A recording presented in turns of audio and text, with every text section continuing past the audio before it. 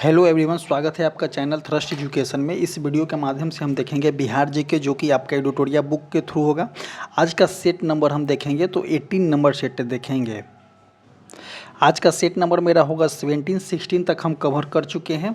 तो आइए देखते हैं। सबसे फर्स्ट क्वेश्चन हम देखेंगे इसमें कि बिंबिसार ने ब्रह्मदत्त, क्वेश्चन क्या बोलना चाह रहा है, क्वेश्चन को हम अच्छा से पकड़ेंगे कि बिंबिसार ने ब्रह्मदत्त को पराजित कर कौन सा राज्य जीता था। तो देखिए बिंबिसार था कौन। सबसे पहले देखेंगे कि बिंबिसार था कौन। तो बिंबिसार जो था आपका हर्यक वंश के संस्थापक था, और बिंबिसार ने जो है ब्रह्मदत्त को पराजित कर कौन सा राज्य जीता था। तो इसका आंसर जो हो जाएगा आपका अंग हो जाएगा।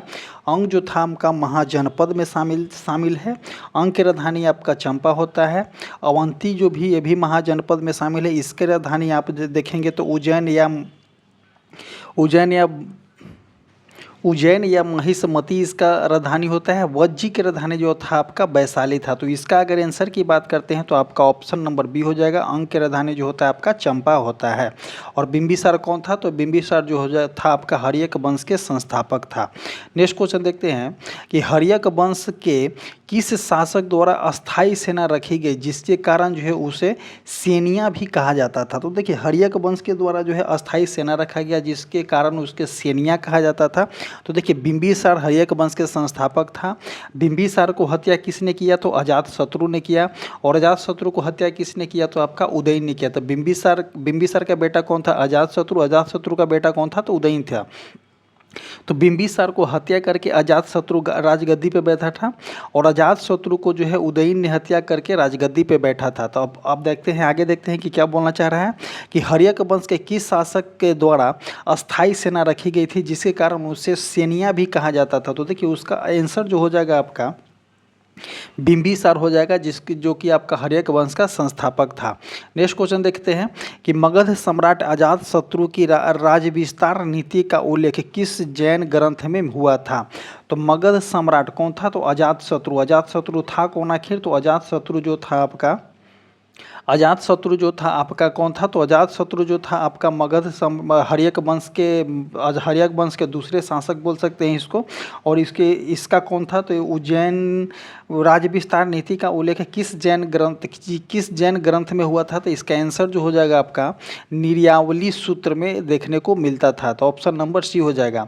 आगे देखते हैं कि बिहार में बड़े पैमाने पर उत्खनन कार्य करने वाले पुरातत्व थे। तो बड़े कार्य पर पूछा गया, और उत्खनन करने वाले जो है पुरातत्व कौन थे, तो आपका कनिंघम हो जाएगा, जॉन कनिंघम। नेक्स्ट क्वेश्चन देखते हैं, ज्ञान प्राप्त के बाद महावीर ने अपना प्रथम उपदेश कहाँ दिया था। तो देखिए महावीर को जब ज्ञान प्राप्त हुई थी तो सबसे पहले उपदेश जो था कहाँ पे दिया गया था। तो सबसे पहले उपदेश की बात करते हैं आपका, तो सबसे पहला उपदेश जो है महावीर ने सबसे पहला उपदेश कहाँ पे दिया था। 5 का सी हो जाएगा आपका, राजगीर में दिए थे। और जो बता दें आपके सारनाथ में कौन दिए थे, तो सारनाथ में किनके द्वारा दिया गया था, तो सारनाथ में उपदेश दिया गया था आपका महात्मा बुद्ध के द्वारा। नेक्स्ट क्वेश्चन देखते हैं कि प्रथम जैन संगीति का आयोजन कहाँ हुआ था। तो प्रथम जैन संगीति के आयोजन पूछा गया है, तो प्रथम जैन संगीति का आयोजन जो है आपका वैशाली में हुआ था। नेक्स्ट क्वेश्चन देखेंगे कि स्वामी सहजानंद को गिरफ्तार के बाद, इसका आंसर जो हो जाएगा कि प्रथम जैन संगीति का आयोजन जो है आपका कहाँ हुआ था, तो पाटलिपुत्रा में हुआ था। स्वामी सहजानंद, नेक्स्ट क्वेश्चन, स्वामी सहजानंद की गिरफ्तारी के बाद बिहार किसान आंदोलन का नेतृत्व किसने किया था। तो जब स्वामी सहजानंद गिरफ्तार हुए थे उसके बाद पूछा गया कि बिहार किसान के आंदोलन जो है किसने किया था, तो किनके द्वारा जो है बिहार किसान आंदोलन का नेतृत्व किया गया था। तो इसका आंसर हो जाएगा कार्यानंद शर्मा के द्वारा जो है नेतृत्व किया गया था। नेक्स्ट क्वेश्चन देखते हैं कि भागलपुर में एक जो है आज़ाद दस्ता का गठन किया था। तो देखिए सबसे पहले बता दें कि आज़ाद दस्ता का गठन किनके द्वारा किया गया है। तो आज़ाद दस्ता का गठन जो है आपका जयप्रकाश नारायण के द्वारा किया गया है। और इसका मतलब क्या होता है कि देखिए जयप्रकाश नारायण के द्वारा जो किया गया था तो 1942 में किया गया था। 1942 कब की बात करते हैं, तो 1942 की बात करते हैं, जब अगस्त क्रांति चल रहा था। 8 अगस्त 1942 से जो भारत छोड़ो आंदोलन के टाइम जो था उसी टाइम आज़ाद दस्त का गठन किया गया था। इसका मेन मोटिव क्या था कि अंग्रेजों के साथ लड़ करके गोरिल्ला पद्धति को अपना करके और अंग्रेजों के साथ लड़ने के लिए जो है आज़ाद दस्त की गठन किया गया था। था। और इसमें क्वेश्चन क्या पूछा जा रहा है कि भागलपुर में एक अजात दस्त का गठन किसने किया था। तो भागलपुर में जो है अजात दस्त का गठन जो है सियाराम सिंह के द्वारा किया गया था। नेक्स्ट क्वेश्चन देखते हैं कि प्रभावती देवी किस क्षेत्र की स्वतंत्रता सेनानी थी। तो जब प्रभावती की बात करते हैं तो प्रभावती किस देश की स्वतंत्रता किस क्षेत्र की थी, तो आपका पटना आंसर हो जाएगा। आगे देखते हैं कि निम्नलिखित में से किस वर्ष छपरा में अपराधी जिला घोषित किया गया था। तो देखिए पूछा गया है कि अपराधी जिला कब घोषित किया गया था, तो आपका 1942 में किया गया था। क्यों किया गया होगा, तो 1942 में ही जो है आपका 8 अगस्त 1942 को भारत छोड़ो आंदोलन चालू हुआ था। वहीं पे जो है छपरा जिला को जो है अपराधी जिला घोषित किया गया था अंग्रेजों के द्वारा। नेक्स्ट क्वेश्चन देखते हैं, क्वेश्चन नंबर 11 कि किस वर्ष बिहार कांग्रेस सोशलिस्ट पार्टी का औपचारिक गठन किया गया था। तो औपचारिक गठन के बारे में पूछा गया है कि कब किया गया था, तो 1934 के आसपास में किया गया था। 1934 में किया गया था। अगर आप 1930 को देखेंगे तो 1930 जो हो जाएगा आपका किससे संबंधित हो जाएगा, तो दांडी यात्रा से संबंधित हो जाएगा, सबने अवज्ञा आंदोलन से संबंधित हो जाएगा। और अगर 1931 की बात करते हैं तो द्वितीय गोलमेज सम्मेलन जो हुआ था आपका 1931 में हुआ था। फर्स्ट गोलमेज सम्मेलन जो हुआ था आपका 1930 में हुआ था। द्वितीय जो हुआ था 1931 में हुआ था। और तृतीय वाला जो था गोलमेज सम्मेलन 1932 में हुआ था। और 1932 में ही जो है आपका पूना पैक्ट भी हुआ था। नेक्स्ट क्वेश्चन देखेंगे कि बिहार में किसने एक श्रमिक संघ की स्थापना किया था। तो देखिए श्रमिक संघ की पूछा गया है किसने स्थापना किया था, तो अब्दुल बारी इसका आंसर हो जाएगा, option number C. Next question कि निम्नलिखित में से किसके द्वारा 1906 में पृथक बिहार की मांग को समर्थन में एक पुस्तिका का जो है प्रस्तुत की गई थी। तो एक पुस्तिका को जो प्रस्तुत किया गया था 1906 में पृथक बिहार की मांग के लिए, तो किनके द्वारा किया गया था, तो सच्चिदानंद सिन्हा के द्वारा और महेश नारायण के द्वारा। तो ऑप्शन नंबर हो जाएगा इसका डी, उपयुक्त में से एक से अधिक है। आगे देखते हैं कि असहयोग आंदोलन के समय सदाकत आश्रम के दी मदरलैंड नामक अखबार का प्रकाशन किसने प्रारंभ किया था। तो असहयोग आंदोलन की शुरुआत कब हुआ था, तो 1920 में हुआ था। और नेक्स्ट क्वेश्चन क्या पूछा जा रहा है कि सदाकत आश्रम में जो है द मदरलैंड अखबार नामक का प्रकाशन जो है किसने किया था। तो राजेंद्र प्रसाद किए थे, या मजरूल हक, या चित्रंदन दास, या ब्रज किशोर प्रसाद। तो इसका आंसर जो हो जाएगा आपका Mazharul Haque, option number B. Next question देखते हैं कि महात्मा गांधी के चंपारण सत्याग्रह के कारण क्वेश्चन में जो है आपका एक क्वेश्चन छुपा हुआ है। क्या क्वेश्चन छुपा हुआ है, तो उसको देखते हैं, छांटते हैं यहाँ से कि महात्मा गांधी के चंपारण सत्याग्रह के कारण। तो महात्मा गांधी के चंपारण सत्याग्रह के कारण बिहार के तत्कालीन उप राज्यपाल एडवर्ड अल्बर्ट गेट ने। तो देखिए अगर क्वेश्चन पूछा जाता है इससे कि महात्मा गांधी चंपारण सत्याग्रह के टाइम बिहार के जो है उप राज्यपाल कौन थे, तो एडवर्ड हो जाएगा, Edward Albert gate. Direct question में ये क्वेश्चन देखने को मिला है। और किसकी अध्यक्षता में जो है एक जांच समिति का गठन किया गया था, तो इसका आंसर हो जाएगा डीजे रीड, जी रैनी, या FG सलाई, या कर्नल हिक्की। तो इसका आंसर जो हो जाएगा FG सलाई जो हो जाएगा, इसका आंसर हो जाएगा। चंपारण सत्याग्रह जो था 1917 में किया गया था।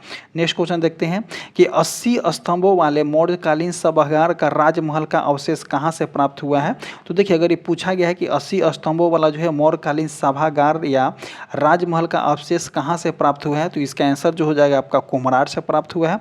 कुम्हरार कहाँ में है, तो आपका पटना में हो जाएगा, जहाँ आपका जो है लकड़ी का घर जो है मौर्यकालीन के ही बना हुआ लकड़ी का घर अवशेष मिलता है वहाँ पे।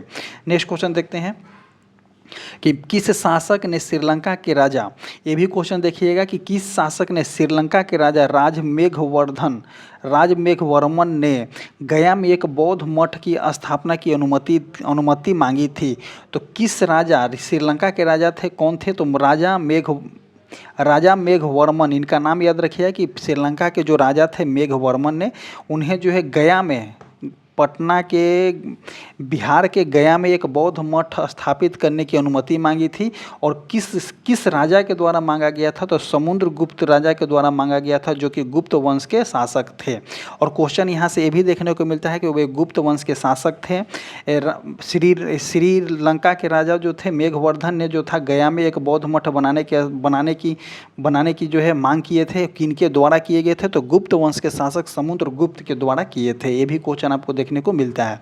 आगे देखते हैं कि शुंग वंश के पतन के बाद मगध पर किस वंश का शासन स्थापित हुआ था? जब शुंग वंश का पतन हुआ था तो मगध पे जो है आपका कन्नौ वंश की स्थापना हुई थी। तो देखिए सबसे पहले कौन आया था? तो हर्यक वंश।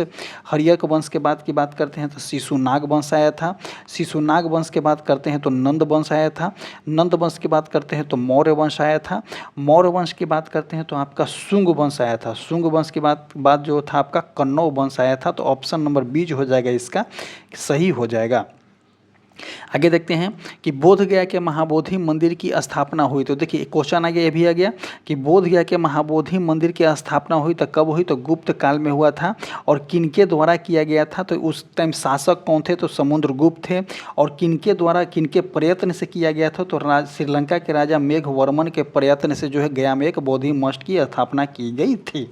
नेक्स्ट क्वेश्चन देखते हैं कि हर्षवर्धन की मृत्यु के बाद, अब यहाँ से क्वेश्चन देखेंगे कि हर्षवर्धन के मृत्यु के बाद बिहार के कुछ क्षेत्रों में कुछ समय के लिए जो है तिब्बत की संप्रभुता स्थापित हो गई थी, जिसका अंत किसने किया था? तो जब बिहार में जब हर्षवर्धन की मृत्यु हो गई थी तो बिहार में कुछ समय के बाद जो है आपका तिब्बत के संप्रभुता जो है स्थापित होना चालू हो गया था। लेकिन इसको अंत किस राजा के द्वारा किया गया था? आदित्य सेन के द्वारा किया गया था। तो ऑप्शन नंबर सी जो हो जाएगा सही हो जाएगा। आगे बात करते हैं कि कांग्रेस के तीसरे अधिवेशन में बिहार के कितने प्रतिनिधि कांग्रेस के कितने अधिवेशन में बिहार के कितने प्रतिनिधि ने भाग लिए थे? तो इसका आंसर अगर बात करते हैं तो तीसरे अधिवेशन में जो आपका 2 प्रतिनिधि भाग लिए थे बिहार से। आगे देखते हैं कि दानापुर के किस रेजिमेंट सैनिक टुकड़ियों ने 25 जुलाई 1857 को कंपनी के विरुद्ध विद्रोह कर दिया था? तो देखिए दानापुर के किस रेजिमेंट सैनिक टुकड़ियों ने पूछा है और 25 जुलाई 1857 को कंपनी के विरुद्ध जो है आपका कंपनी के विरुद्ध कर दिया था। कंपनी के विरुद्ध जो है आपका विद्रोह कर दिया था। तो देखिए इसका आंसर हो जाएगा 7वीं रेजिमेंट और 8वीं रेजिमेंट और आपका जो है 40वीं रेजिमेंट थी। ये तीनों के द्वारा विद्रोह किया गया था। ऑप्शन नंबर डी हो जाएगा इसका आंसर। आगे देखते हैं कि बिहार के बहावी नेताओं में आजीवन कारावास की सजाएं निम्न में से किसे मिली थी? तो जब बिहार के नेता थे जो बहावी नेताओं थे और उनको जो है आजीवन कारावास की सजा इनमें से किसको दिया गया था? तो इनमें से किसको दिया गया था? तो अहमदुल्ला को जो है आपका आजीवन कारावास की सज़ा दिया गया था अंग्रेजों के द्वारा। नेक्स्ट क्वेश्चन देखते हैं, निम्न में से संथाल विद्रोह कब हुआ था? तो संथाल विद्रोह की बात करते हैं तो 1855 से लेकर के 56 में हुआ था।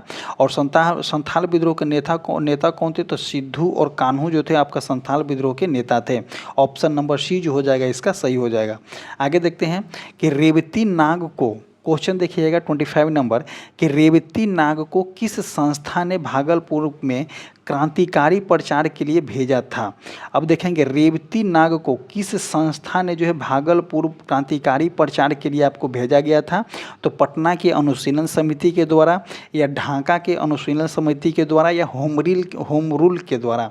तो इसका आंसर जो हो जाएगा आपका ऑप्शन नंबर बी जो हो जाएगा सही हो जाएगा। देखिए होम रूल की स्थापना जो था किनके द्वारा किया गया? 1916 में किया गया था। तो दो लोगों के द्वारा किया गया था। एक अप्रैल में किया गया था किनके द्वारा? तो बाल गंगाधर तिलक के द्वारा किया गया था। एक किया गया था सितंबर में 1916 में, तो एनी बेसेंट के द्वारा किया गया था। नेक्स्ट क्वेश्चन देखते हैं कि विधान परिषद के सदस्य चुने जाने की योग्यता होनी चाहिए। तो जब विधान परिषद के सदस्य की योग्यता जो होती है आपका राज्यपाल के साथ राज्यसभा के जो सदस्यों की योग्यता होती है वही जो होती है आपका विधान परिषद के सदस्यों की योग्यता होती है। अब आगे देखते हैं, वह भारत के नागरिक होना चाहिए, बिल्कुल सही होना चाहिए। कम से कम जो है 30 वर्ष की आयु आयु का होना चाहिए, वो भी सही होना चाहिए। किसी लाभ के पद पर न हो तो ये भी सही हो जाएगा। तो ऑप्शन नंबर डी जो हो जाएगा इसका सही हो जाएगा। विधान परिषद के सदस्यों की जो योग्यता होती है वही योग्यता एज इट इज जो होता है आपका राज्यसभा के सदस्यों की जो योग्यता होता है वही आपका विधान परिषद के सदस्यों की योग्यता होती है। जो विधानसभा के सदस्यों की योग्यता होती है वही जो होती है आपका लोकसभा सदस्यों की योग्यता होती है। तो इसका आंसर जो हो जाएगा ऑप्शन नंबर डी हो जाएगा। आगे देखते हैं कि निम्नलिखित में से कौन पटना उच्च न्यायालय के पहले न्यायाधीश थे। तो देखिए पटना उच्च न्यायालय की स्थापना जो था आपका 1916 में हुआ था।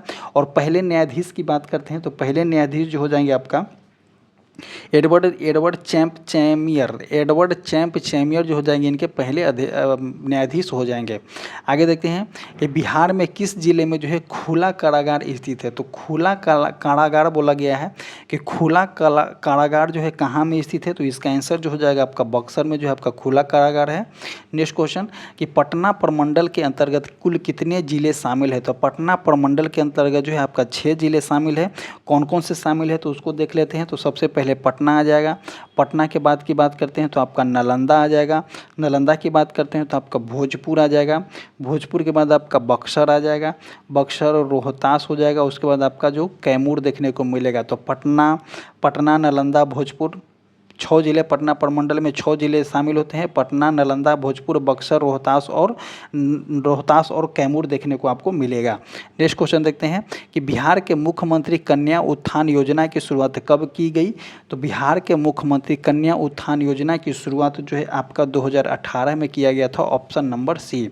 नेक्स्ट क्वेश्चन देखेंगे कि प्रधानमंत्री आवास योजना के लिए केंद्र सरकार एवं राज्य सरकार के बीच जो हो जाएगा तो होता है आपका वित्तीय अनुपात क्या होता है। तो सेंट्रल सरकार के बीच और स्टेट सरकार के बीच जो होता है आपका 60:40 का रेशियो में होता है। इस पॉइंट को आप याद रखिएगा कि सेंट्रल सरकार और स्टेट सरकार के बीच में 60:40 का रेशियो जो होता है आपका प्रधानमंत्री आवास योजना के अंतर्गत दी जाती है। नेक्स्ट क्वेश्चन देखते हैं कि बिहार में पहला जिला नियोजन का गठन किया गया। बिहार में पहला जिला नियोजन का गठन किया गया तो कहाँ में किया गया। तो इसका आंसर जो हो जाएगा आपका मुंगेर में किया गया है। नेक्स्ट क्वेश्चन कि बिहार राष्ट्र भाषा परिषद का गठन कब किया गया। तो बिहार राष्ट्र भाषा परिषद का गठन कब किया गया। तो 1960 में किया गया, 1956 में या 1950 में। तो बिहार राष्ट्र भाषा परिषद का गठन आपका 1950 में किया गया है। नेक्स्ट क्वेश्चन देखेंगे कि सेवा का अधिकार अधिनियम को लागू करने वाला भारत का दूसरा राज्य कौन है। तो देखिए सेवा का अधिकार, क्वेश्चन को सुनिएगा कि सेवा का अधिकार अधिनियम को लागू करने वाला भारत का दूसरा राज्य की बात करते हैं तो दूसरा राज्य हो जाएगा आपका बिहार हो जाएगा। अगर वही फर्स्ट राज्य की बात करते हैं तो आपका एमपी हो जाएगा, जो कि आपका 2010 में लगाया गया है। और बिहार के द्वारा जो है आपका 2011 में लगाया गया है सेवा का अधिकार अधिनियम।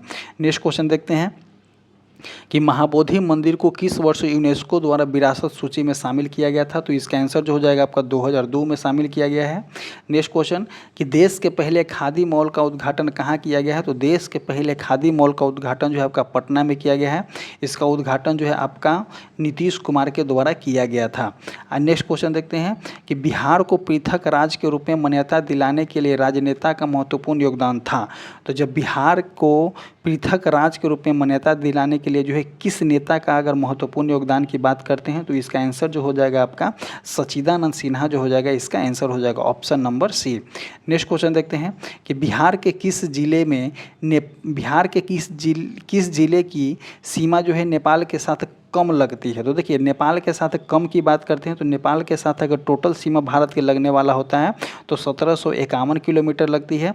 और बिहार के साथ कितना लगता है तो देखिए कहीं कहीं आपका 756 का लगभग जो है 700 से 756 के बीच में जो है आपका बिहार से सीमा लगती है। और सबसे ज़्यादा सीमा किसके साथ लगती है तो सबसे ज़्यादा सीमा आपका पूर्वी चंपारण के साथ लगती है। और सबसे कम सीमा किसके साथ लगती है तो सुपौल के साथ लगती है। मात्र 25 किलोमीटर आपका सुपौल के साथ जो है बिहार का नेपाल के साथ सीमा साझा करती है।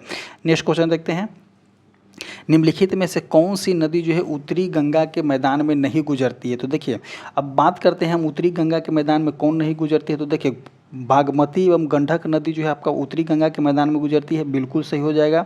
कोसी जो होता है आपका वो कोसी जो हो जाएगा आपका उत्तरी बिहार में ही नदी आती है। कोसी को बिहार का शोक कहा जाता है। कोसी के वजह से ही जो है उत्तरी बिहार पूरा डूबा रहता है पानी से। अब बात करते हैं यहाँ पे कि कौन सी नदी जो है गंगा में नहीं गुजरती है उत्तरी बिहार से। निम्नलिखित में से कौन सी नदी जो है उत्तरी गंगा के मैदान में नहीं गुजरती है? तो इसका आंसर जो हो जाएगा आपका पुनपुन हो जाएगा। पुनपुन जो होता है आपका दक्षिणी बिहार से आती है, जो कि पुनपुन के गंगा में कहाँ पे मिलती है? तो इस फतुहा के आसपास में गंगा में मिलती है। नेक्स्ट क्वेश्चन देखते हैं कि बिहार में सर्वाधिक मात्रा में मक्का का उत्पादन कहाँ होता है? तो बिहार में अगर सर्वाधिक मक्का के उत्पादन के बारे में पूछा गया है तो सर्वाधिक मक्का का उत्पादन बिहार में कहाँ में होता है? तो इसका आंसर जो हो जाएगा आपका उत्तरी बिहार में होता है। और सबसे अधिक मक्का जो होता है आपका कहाँ में देखने को मिलता है? तो बेगूसराय में आपका सबसे अधिक मक्का बिहार में देखने को मिलता है। बेगूसराय को मक्का का घर भी बोला जाता है। नेक्स्ट क्वेश्चन देखेंगे कि मंजूषा कला शैली का संबंध किस भौगोलिक क्षेत्र में है? मंजूषा कला शैली का संबंध जो है किस भौगोलिक क्षेत्र से है? तो मगध से है, या वज्जी क्षेत्र से है, या अंग क्षेत्र से है? तो इसका आंसर जो हो जाएगा आपका अंग क्षेत्र से हो जाएगा। अंग महाजनपद की राजधानी कहाँ थी? तो चंपा थी। और वज्जी क्षेत्र की कहाँ थी? तो आपका वैशाली थी। नेक्स्ट क्वेश्चन देखते हैं कि लोकनायक जयप्रकाश नारायण द्वारा संपूर्ण क्रांति का आह्वान जो है कब किया गया था? तो लोकनायक जयप्रकाश नारायण के द्वारा संपूर्ण क्रांति का आह्वान जो है कब किया गया था? तो इसका आंसर जो हो जाएगा आपका 5 जून 1974 को किया गया था, option number C. Next question देखेंगे कि ज्ञानपीठ पुरस्कार प्राप्त करने वाले पहले बिहारी कौन थे? अगर ज्ञानपीठ पुरस्कार पूछा गया और पहले बिहारी पूछा गया है तो आपका रामधारी सिंह दिनकर जो थे पहले बिहारी थे जिनको ज्ञानपीठ पुरस्कार दिया गया था। एक जो है रामधारी सिंह दिनकर जो आपका लेखक हैं, राइटर हैं, पोएट्री है। नेक्स्ट क्वेश्चन देखते हैं कि त्रिवेणी नहर किस नदी पर स्थित है? तो त्रिवेणी नहर जो हो जाएगा आपका कहाँ पे स्थित है? तो गंडक नदी पे स्थित है, तो ऑप्शन नंबर सी हो जाएगा। नेक्स्ट क्वेश्चन देखेंगे कि बिहार में औद्योगिक प्रोत्साहन नीति को कब लागू किया गया? तो बिहार में औद्योगिक प्रोत्साहन नीति जो है आपका कब लागू किया गया है? तो इसका आंसर जो हो जाएगा आपका 2011 हो जाएगा, option number C. Next question देखते ऑप्शन नंबर ए। आगे देखते हैं कि बिहार में सर्वाधिक मात्रा में चूना पत्थर का विस्तार पाया जाता है। तो देखिए बिहार में अगर पूछा गया है चूना पत्थर की मात्रा सबसे अधिक, तो भागलपुर आपको देखने को नहीं मिलेगा। मुंगेर भी काट दीजिए, भागलपुर मुंगेर नहीं होगा, तो इसका आंसर कौन सा हो जाएगा? रोहतास हो जाएगा। नेक्स्ट क्वेश्चन देखेंगे कि बिहार सरकार द्वारा किस तिथि को प्रतिवर्ष शहीद दिवस मनाने की घोषणा की गई है? तो देखिए बिहार सरकार के द्वारा जो है आपका 15 फरवरी को शहीद दिवस मनाने की घोषणा किया गया है। और किसके उपलक्ष्य में किया गया है? तो तारापुर झंडा सत्याग्रह के टाइम में किया गया था, जिसमें जो था 34 लोगों को 1932 में जो है मारा गया था झंडा सत्याग्रह के टाइम में। तो वहीं पे बताया गया है कि 15 फरवरी को जो है आपका शहीद दिवस मनाने की बात किया गया है बिहार सरकार के द्वारा। नेक्स्ट क्वेश्चन देखते हैं कि केंद्र सरकार द्वारा गरीब कल्याण रोजगार योजना की शुरुआत बिहार के किस जिले से की गई? तो केंद्र सरकार के द्वारा गरीब कल्याण रोजगार योजना की शुरुआत बिहार के किस जिले से किया गया? तो इसका आंसर जो हो जाएगा आपका खगड़िया जिले से किया गया है।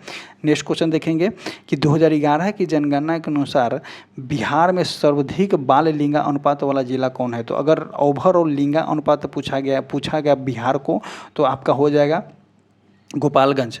अगर वही पूछा गया है कि सर्वाधिक बाल लिंगा अनुपात, तो इसका आंसर जो हो जाएगा आपका किशनगंज हो जाएगा।